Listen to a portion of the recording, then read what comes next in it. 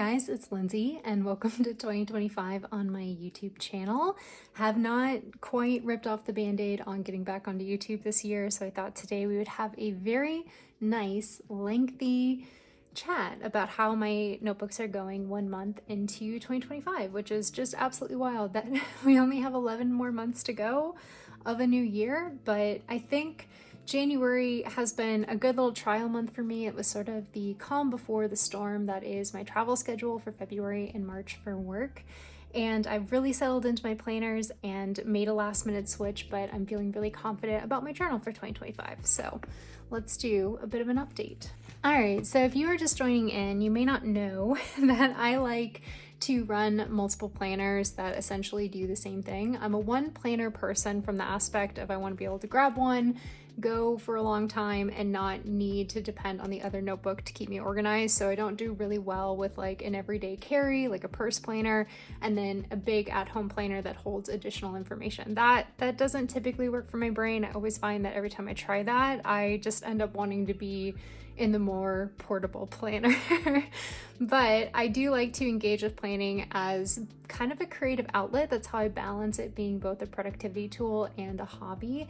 And the way that I can express myself creatively is one, a bit more of like the traditional artistic sense. So putting pen to paper and drawing something or watercoloring, etc. But the other way I sort of express myself creatively is a bit more organizationally. So transferring tasks from one notebook into the other kind of gives me an opportunity to rethink, like, can I problem solve how I structure my tasks in a little bit of a different way? That's like a fun little puzzle just for me. I'm an engineer by degree, so I love problem solving, but when you do it all day for a living, it can get really exhausting. So planning is kind of a way for me to continue to play with that side of my brain in a way that is still enjoyable. So for 2025, I'm having a very rare occurrence of the planners I selected in 2024 actually carrying forward into the year. I feel like end of year me, beginning year me, and mid year me, we are three different people and we do not have an alliance most years. So I'm kind of proud that end of year 2024 me kind of had the forethought as to what I think I wanted to use in 2025. So my two planners that I set up, and I do have specific setup videos for these, but I'm going to talk about them pretty in depth today because again, I'm feeling chatty, are my pocket ring planner, which I think the setup of this is my last video, or maybe it was the first video of the year. I think I uploaded it on the 31st. If it was the first, my intro's mute, I'm sorry. And then my Hobonichi Weeks Mega, which I set up again in early December. It's one of my favorite things about the Hobonichi Weeks is you get the extra month. And for me, that just really fits my lifestyle because I'm usually traveling between end of year and New Year's, and then I only have to bring one notebook with me, and you can kind of get to know the notebook before you hit the year hard come January 1. These two are essentially duplications of each other, so what goes in one planner you will inevitably see in the other. They're not complete like duplications. I've got some kind of hierarchy between the two on what is worth keeping and what is not. For example, in the back of my Hobonichi Weeks, I bullet journal. So I set up my daily logs, which is just like a to-do list based off the bullet journal method that I do every single day. If I'm having a period which I'm kind of going through right now, a bit of a renaissance period, maybe I'm using that term incorrectly, but if I'm reaching for my Hobonichi Weeks as my main planner, I'm not going to replicate those missed dailies in my pocket rings because I don't like to keep or flick through my rings pages at the end of the year. But the reverse is true. If I'm using my pocket rings more or less exclusively as my main planner, then as part of my routine, I need to be able to transfer that information into the weeks because I like this to be like a neat little book to put on my shelf at the end of the year. So for 2025, I decided to stick with these two for a couple of reasons. The pocket rings and I've actually been going really strong. I think I moved back into this officially like end of June of last year, and I really haven't stepped away from it for more than like a week or two. So we're going on like month number 7 together. I really love the portability of this. I use it as both my planner and my wallet. I absolutely love ring planning. It is essential for how my brain operates. And I would say when it comes to ring bound, like sometimes I see a lot of people kind of debate like a book bound versus a ring bound, what's better for them. If you are someone who likes to group like information with like, or you struggle maybe with like object permanence or maybe a little bit with perfectionism, rings might be a really great system for you to engage with. I love that I can reorganize my inserts and I can put like inserts together. So all of my daily trackers are grouped in one space. I can flick through them, I remember them, I can add and take away as projects complete and finish. I have full creative freedom, one from a design side because I do design and make my own inserts, print and cut and punch them at home. I do sell the majority of my inserts. My shop will be down below. It's the Ghosting Pen if you are interested. No pressure, obviously. But I also like that I can pretty much take, maybe not a full year's worth of information, but I can take a slice of everything I want to do analogly or in analog and put into one notebook. So I have my work weeklies in here. I have journaling in this notebook. I've got sketchbook paper. I've got traditional plannings, weeklies, dailies, monthlies, etc. Reference information. I've got reference pages from 2024 that I didn't have to replicate. I was able just to carry them on into this current year. And if I get through a project, so for example, right now we're working through buying a home. So I have a lot of lists and notes and checklists. And as this stuff no longer becomes relevant, I'll be able to pull this out of my notebook and make space. So I really like that about a ring bound system. I love sort of that organizational creativity that I get. I love the portability of it. And it feels very transactional to me. Part of this could be because rings is sort of how I got into planning. So I think there's some like deep neural pathways on just I am more productive because this is what I used to get through college. But I don't sit and ever question if I'm gonna write something down in my ring planner. I need a messy shopping list. I'm on the phone and I need to take messy notes. I am jotting down a question or two as someone is talking to us like through the home buying process. I absolutely do not hesitate to write it down in rings because it can be messy, it can be removed, it can be rewritten if I find it's useful, or it can serve its purpose and I can take that page out and it doesn't maintain a permanent residency in my notebook. So that is something I absolutely love about my ring planner and why I know I'll be continuing with this throughout 2025. The downsides of ring planning for me is really in the preparation. Because I don't use pre-dated pages or pre-printed pages, I do it myself. There's a certain balance of needing to be prepared. So I like having my dailies pre-print, cut and punched for like a month in advance because I am traveling so much and I don't necessarily have access to all of my usual resources, my printer, my hole punch, page trimmer, etc. So there's a certain amount of preparation that goes into keeping up with the ring planner. But there's also like a balance I'm always trying to strike where I don't want to be overly prepared, because if I print, say, 3 months of daily pages out in the horizontal daily log, which is what I've been using here, honestly, for the last few months, so maybe it's a safe bet. But basically, I'm trying to write that balance of being prepared, but not so over prepared that I waste pages. If I decide, hey, I want to strike up a new layout, I want to try something a little bit different, I want to be creative in a little bit of a different way, maybe I've got a new way to do something. I like to be really iterative with my planning. I like to kind of evolve a little bit. I'm a different person every single month of the year, I swear. We're going for progress, you know, thriving versus surviving in 2025. That's my goal. So in general, I like the flexibility, but I don't like keeping the pages at the end of the year.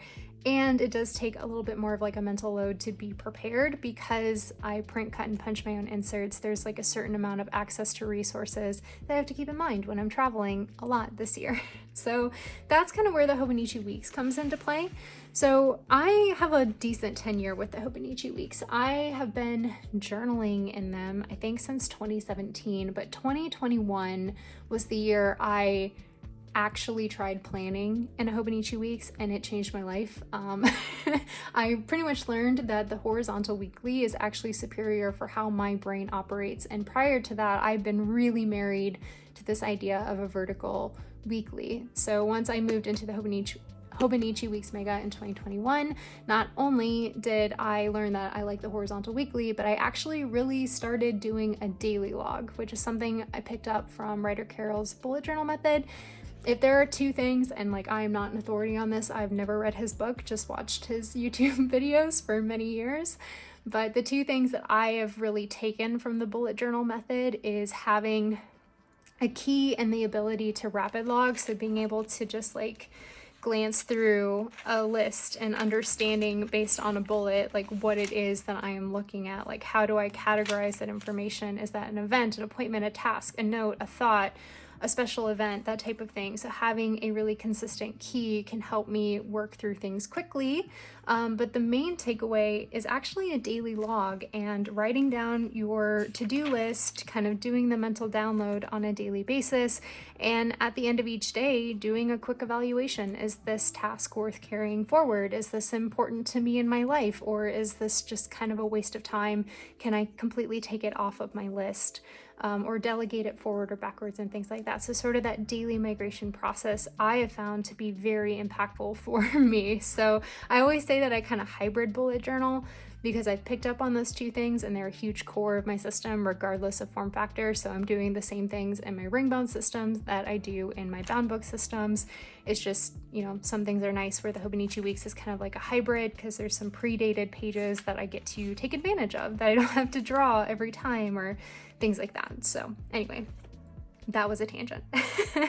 The Hobonichi Weeks is a planner that if you want to go back and see kind of like real-time organically, like Lindsay learning how to use a Hobonichi Weeks and falling in love with it, if you scroll back, I have a playlist for Hobonichi Weeks, and I think it's chronological order, and it starts in 2021, and that was the year I really fell in love with that notebook. That being said, I've had a Hobonichi Weeks every year since, and I keep it up as a side planner. And over the last couple of years, I would say inspired by Megan Rhiannon, she was doing a layout, I'm going to say she popularized it, of sort of like this micro journaling on the left-hand page and a rolling weekly on the right. I think my rolling weekly is set up slightly differently, but definitely took inspiration from her planners. And this is what I've done for maybe the last year and a half in the Hobonichi Weeks, and I absolutely love it. But I don't think it got me kind of engaged to actually use this as a functional planner, and it really just kind of became more of like a functional archiving tool. When I say archive, it just means documenting kind of like the important things and my thoughts and what's going on and my tasks and my projects and notes so I can keep it in one space at the end of the year. That's kind of my definition of archiving. But I kind of got back into this and I was playing around with my spreads because as I'm going to be traveling a lot this upcoming quarter, the Hobonichi Weeks appeals to me because it is a compact bound book that I can get the full years of information into one space.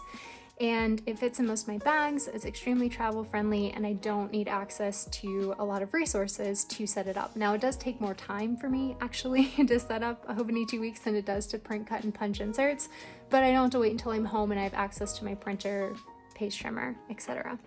All I really need is a pen and a pencil and a straight edge and I'm good to go. So I did revisit my weekly layout and it's not like that drastic of a change. This is what I was doing prior. Absolutely love how these look. They're so much fun and fun to kind of go back and see the micro journaling. But I think this year for me to kind of engage with the weeks again, I wanted my weeklies to be a bit more functionally focused. So I brought back splitting the left-hand page into two columns. The far left column is for all-day events. The innermost column is for date-specific tasks. I'm still using the right-hand page as a habit tracker at the top and kind of a running to-do list throughout the week. You'll see that I can do a rolling weekly, but I kind of engage with this space a little bit differently week to week. And then while I was at it, and I've really been enjoying this layout, the one thing that I do in my ring bound system that I never quite figured out where to put in my Hobonichi Weeks is my meal planning, which is a routine and a habit I really got back into last year. Not only has it saved me money, but it's really helped me with like food waste and just in general, like my health. my physical and mental health is in a much better state because I eat well regularly again. But yeah, enough to say, I draw little mini squares to meal plan my lunches and my dinners. I cross them off as I eat them because I am a meal prepper. That way I know what's in the fridge or in the freezer, and I can cross things off as I eat them. And then below that, I'm just doing my grocery shop list. And yeah, that was the small little tweak I needed. And it's been a really nice relationship ever since.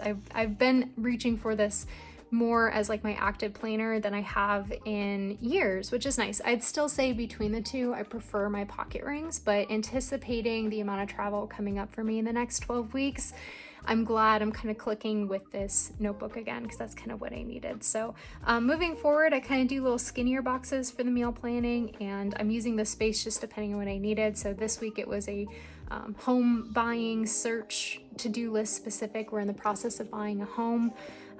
This week I just did some Happy Mail packaging that I wanted to keep. This was not all groceries. I also had a package tracker. One thing I'm doing a lot of is kind of playing with two-toned inks. I'm doing this both in my ring planner and in here, but you can kind of see pretty good examples of it in these weeklies.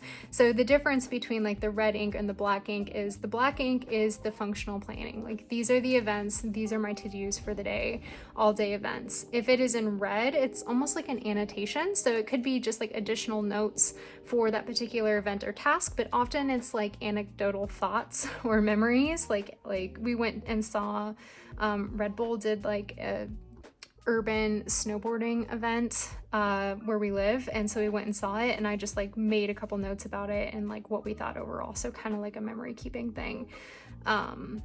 This was we ended up going like last minute to dinner with some friends, so I wrote that in.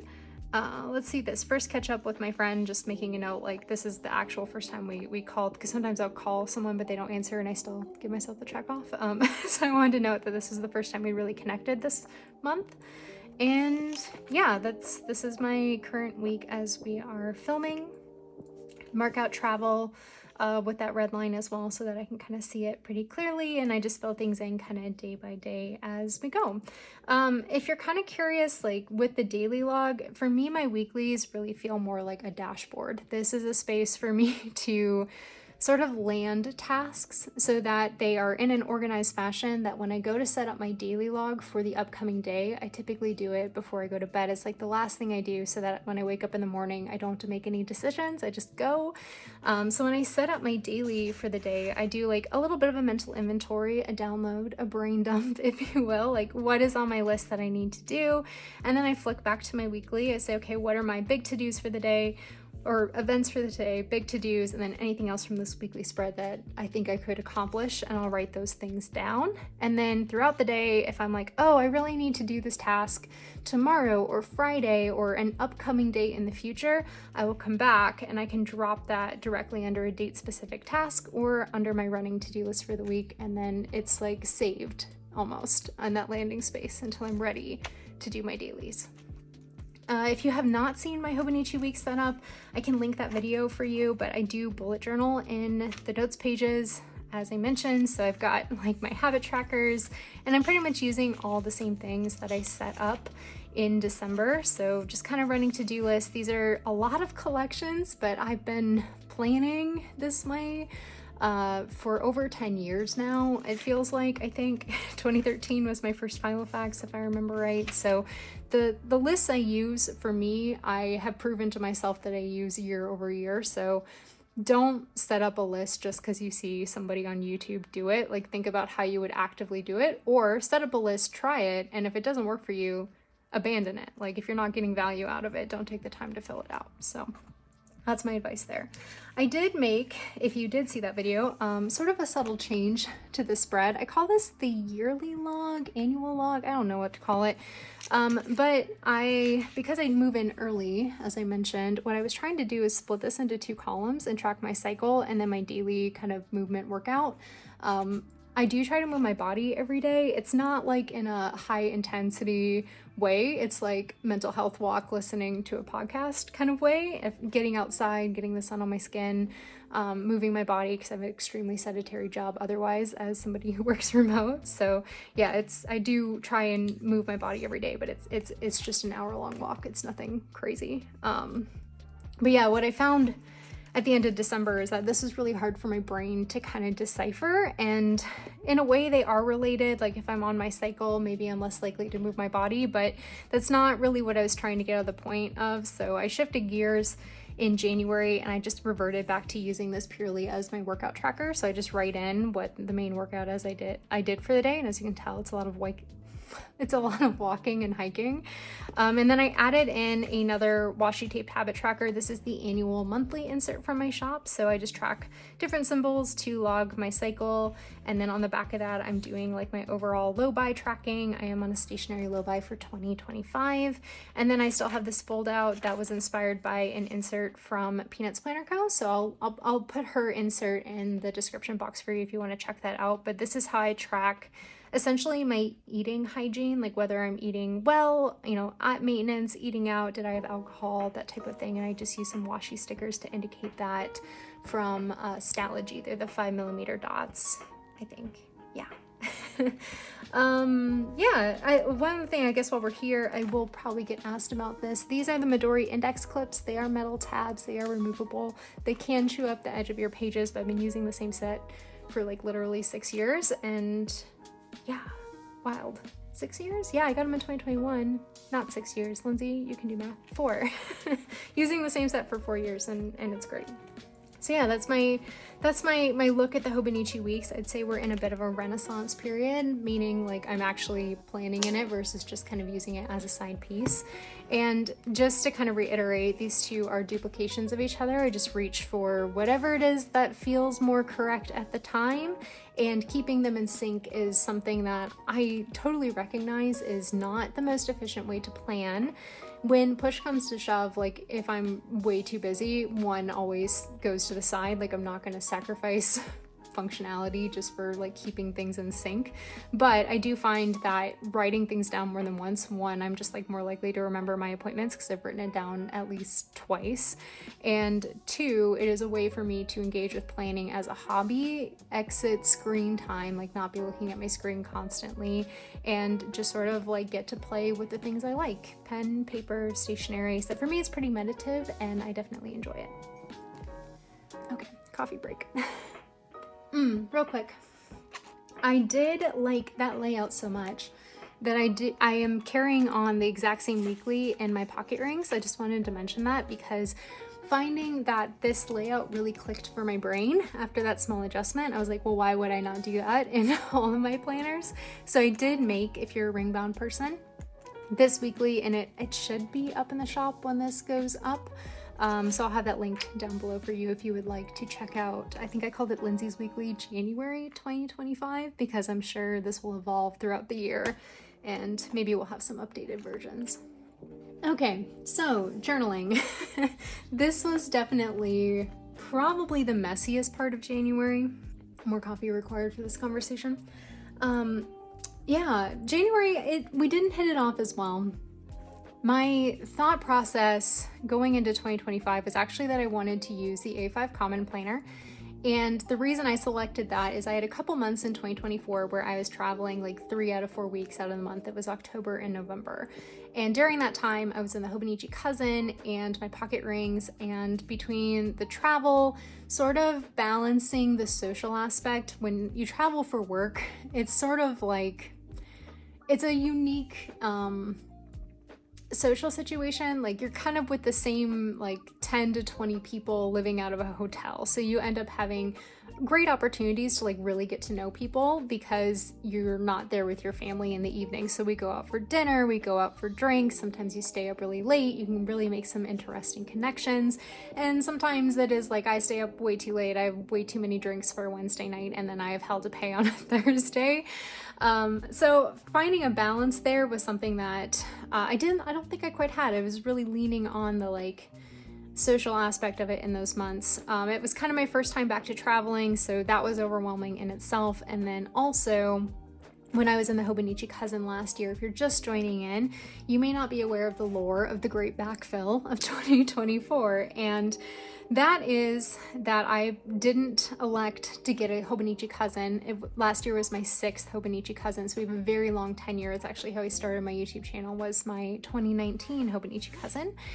And I finally caved for the cousin in August, and then I embarked on consolidating approximately 7 months of previous journaling, memory keeping, note taking into the one notebook. And it is the most aggressive backfilling project I've ever done. And it inspired my sole planner resolution for 2025. And that is that I will not backfill past January, which is basically where we ended up here.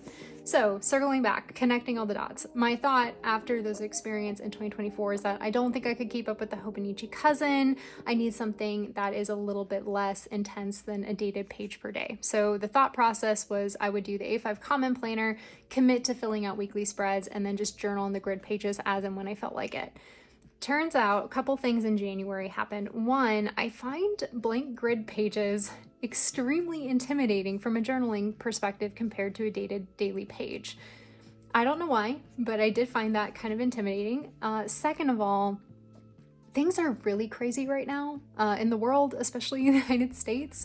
And I just felt like having a dated daily page as a space to capture my perception of what's going on, my thoughts, my feelings, and sort of archive my experience in an analog way just felt really important to me. And I understand that that kind of leans a little bit conspiracy theorist, but it's just so interesting to me. Like, I've got my Hobonichi cousin from 2020, and I'm able to flick through that notebook and see what were the weekly mandates happening in my city. Like, I was keeping track of grocery prices, my mental state, how many hours I could work per week. I could see that I was on reduced hours, and where was my mental space at? What were we interested in? What were some of the headlines at the time? It's just so interesting to kind of go back and flick through that notebook to get my personal perspective on things, some general information about the world, and then also just what did I set out and accomplish, and how was my experience in those years.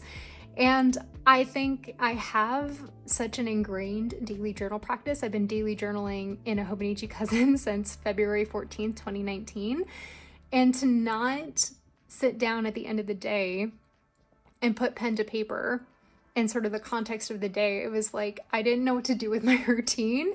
And I'm sure I could unlearn that, but it just was 2025 is a year where I just really need my system to kind of be on autopilot. Yeah, I want to play with it. I want to engage with it as a hobby, but I am busier. I'm traveling for work. We are buying a home. We're going to be moving into that new home. And then I have another go live lined up for September of this upcoming year too. So then I'm going to be traveling again in Q3. So this is just not the year to not have things just kind of work automatically for me. So I'm pretty sure it was January 31st at 11 p.m. And as I was thinking through my systems and the things I had kind of experimented with in January, I won't get into it. I basically, as I was trying to envision how I was going to feel, I was trying to romanticize what I was using at the time, I just kept thinking you know what, I'm going to be very disappointed if I didn't catalog this year in the Hobonichi cousin. So that is what I'm in. I'm in my Hobonichi cousin, lucky number 7 for 2025. And yeah, I've got the English edition. This is the Han, so it's the black gingham cover, and I've got it in a clear cover by Midori. It's just the standard A5 one. It's actually the one I've been using since 2019. It is completely falling apart, but I refuse to pay $7 for a new piece of plastic. So here we are. And I did get a cover for it. I am on a stationary low buy this year, and because I'm traveling, I knew I wanted a little bit more protection for my notebook than just what the clear cover typically offers. This is my usual preference, by the way. Not really big on, I don't know, an A5 notebook and a cover gets to be a lot of space. So this one, and again, we'll shout out Megan Rhiannon here, because this cover got put on my radar when she was using the Hobonichi cousin. Was that 2023? Time is wild, I'd have to check. But this is the Kokuyo systemic notebook, and you can get them on Jetpens. They carry them. I have seen them on Amazon. I'm doing my best to avoid them a little bit this year, but this is really fantastic. I think it's a $20 to $25 cover. It is non-leather. It's plastic and vinyl. canvas. It's not like a soft touch canvas, but it feels really durable. It has this really nice elastic closure and a very wide pen loop that does fit my Pilot vanishing point, which very rarely happens in a planner cover. It is like a good size where it gives like some decent storage. It's got kind of this unique fold out thing with a slip pocket and some business card pockets. You've got some bookmarks in here, and this just sits in here kind of tucked into another frosted plastic insert. But yeah, I actually really like it, and I think if you were between like getting this or ordering like a traditional butterfly notebook cover, unless you're like really tied to the design, I would 100% recommend this because it's a good size. It doesn't feel like it makes the notebook oversized by any means. I think it would be really great if you're into the cousin of Vec, actually. Yeah, so little mini review. Obviously, if you don't need a cover, don't buy it, but I am enjoying it, and I can totally see myself using this one for years to come. But anyway, the cousin and I have a 7-year standing relationship now with this one, and I'm not really changing how I'm using it. Now, I've only been in this notebook, like actively using it for about, what's today? The 7th?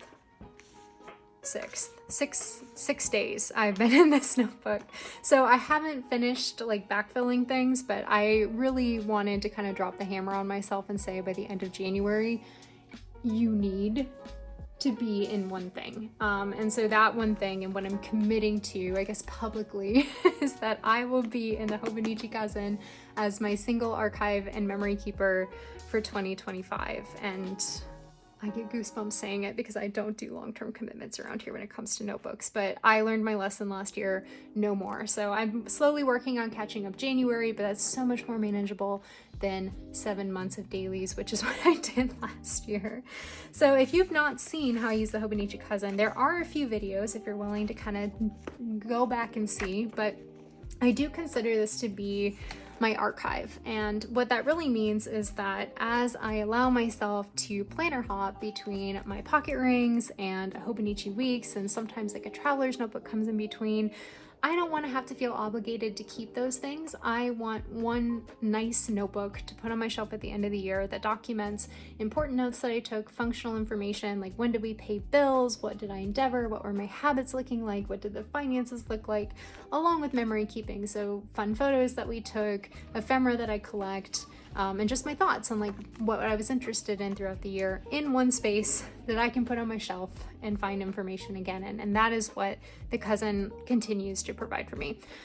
Because I know I'm gonna get asked, yes, I have a paper dud batch, like not great paper. I had experienced like way worse bleed through on the cousin in particular than I did on my Hobonichi Weeks. My Pilot vanishing point and extra fine with the atramentis document ink is still pretty good. I was relatively sad that my Tombow Fudenosuke hard tip brush pen really does kind of bleed on the final strokes, so that has been a big adjustment. My Sailor Shikiori inks are bleeding through, but my Sailor Shikiori markers are go. And then the Kokuyo, is it Kokuyo? No, it is Zig Clean Color Dot markers. That is really bleeding through, which I've never experienced before on this paper. But the replacement for the Tombow Fudenosuke, I am still using it because I don't find the bleed through to be that bad. It's just like kind of an occasional dot, and by the time you write over it, I don't notice it. But what I have found to be very successful, it writes more like the soft nib of the Tombow Fudenosuke is the Uniball brush pen. It's actually this one right here. This one I've had really good luck with, and it's waterproof, so you can watercolor over it if you so desire, but it is very loosey-goosey, and I'm having to like relearn how to do everything. But this marker I've been having really good luck with on this batch of Sansa and Tomoe River paper. I feel like we're all having very unique experiences with this paper, so don't take what I'm saying as like the end-all be-all, but with my particular batch, that's where I'm finding success with kind of engaging in the materials that I still enjoy. So this notebook is filled out, or the intent is that it's all retrospective. This is purely journaling. So if I get behind, that's not a problem. Blank pages are part of the Hobonichi cousin experience, and I'm totally cool with that. I don't plan in here, even though it's a planner. It is purely memory keeping, archiving, journaling, all that kind of thing. So the way I kind of am envisioning this is that the monthlies, which I've yet to do, because again, I've only had this notebook for like a week, is at the end of the month. So I need to come in and do January here soon. The idea is that I'll set a little planner date with myself. I will pull up my Pocket Rings monthly or my Hobonichi Weeks monthly or both. I will transfer over kind of the key appointments, tasks, birthdays, you know, babies born that month, all that kind of stuff gets written in here functionally. And then I will put down some stickers and do a little bit of micro journaling. I could write about things that I've been interested throughout the months, add little notes, but the idea is like it needs to be a functional archive as like what did my plans look like at a snapshot, but then also kind of annotating it. Another thing I've done in the past with these is I've done just like a sticker a day, like pick a sticker that fits the vibe of the day to whittle through a sticker collection. It's a great way to get through 365 stickers in a year. Gratitude log is another thing that I've done in this particular notebook. I've done like a song a day, like what I was listening to, what I've been watching on YouTube. I'll probably document like the things I read in here as well, shows watched, movies, things like that. I use this basically in a memory keeping format. The weeklies I haven't filled in yet, but I did kind of go and print out some pictures. Basically, the idea is at the beginning of the week, I want to kind of come in and I'm playing around with like this pre-planned shell. So I'm just drawing a couple lines with pencil. So all day events go at the very top row. Appointments of the day go kind of in this next box. And then bottom is like date specific tasks. Mood log, running to-do list, habit tracker, meal plan. So I'm kind of replicating what I'm already doing in my weekly spread. I don't know if I'm going to continue to do this, but I think I like weeklies as a memory keeper. When I pull out my old cousins, I enjoy seeing like what were the events of the day and like being able to see, okay, when did we pay that bill? When did we submit XYZ? And those things end up being like these types of pre-planned tasks that I do as part of like my normal planning routine. So that's kind of what I want to log in here. And that just comes from experience of like, what am I actively reaching for my old planners to see? I know I want to kind of write those things in here if they're pre-planned.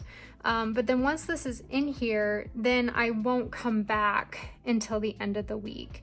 So at the end of the week, I'll come in and kind of true things up, reference my planning and say, okay, I want to note that this important thing happened on this date. I paid this bill on this date. Print out like a photo or two of the week, and then I will journal. So what I kind of want to do here is maybe less journaling about like day by day, but put down the photos and kind of use it as a space to like not write in between the columns and then just be a little bit more creative with it. Journaling about things that have been on my mind that maybe I haven't had an opportunity to journal about throughout the week.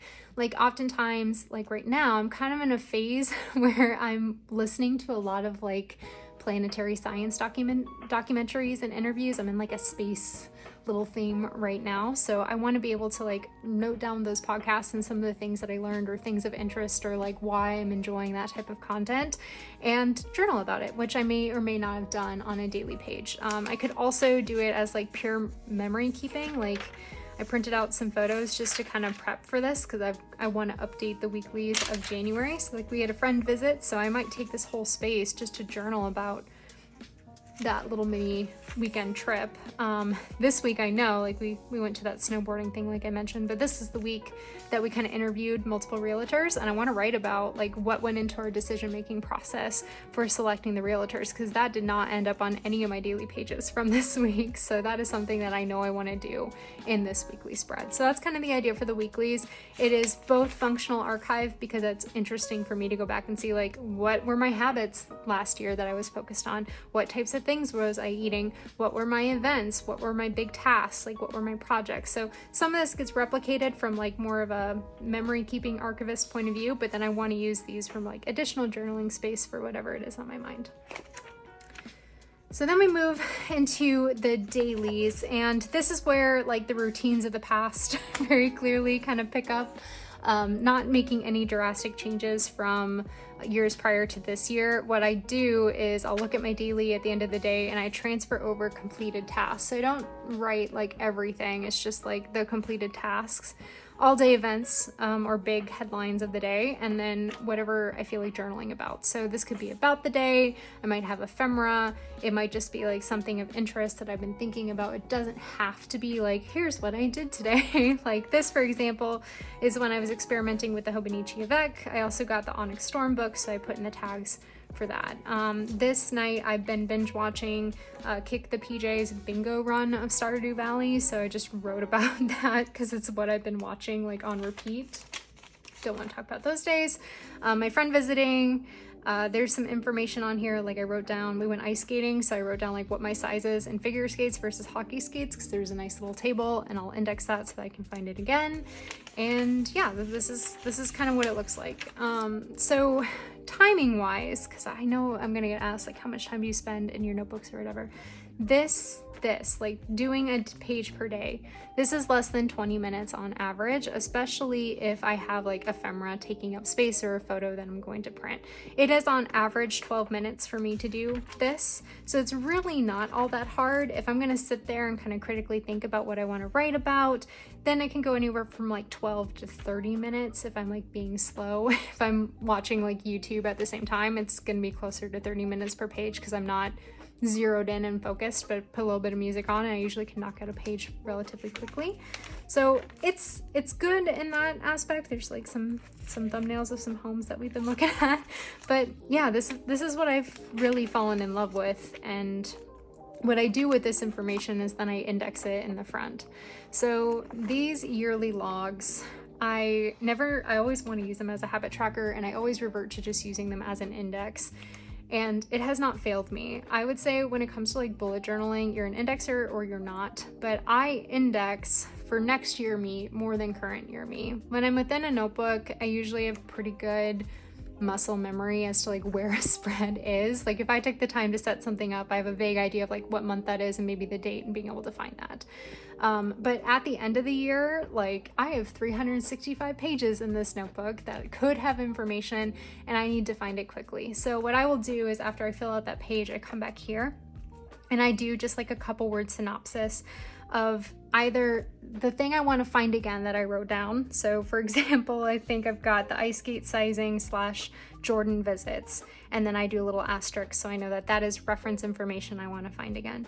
I have another symbol with like an up arrow that I just decided to use for like notes on the home buying. So this is like notes from a realtor, notes from another realtor, notes on some listings that we're going to go look at this week, that kind of thing.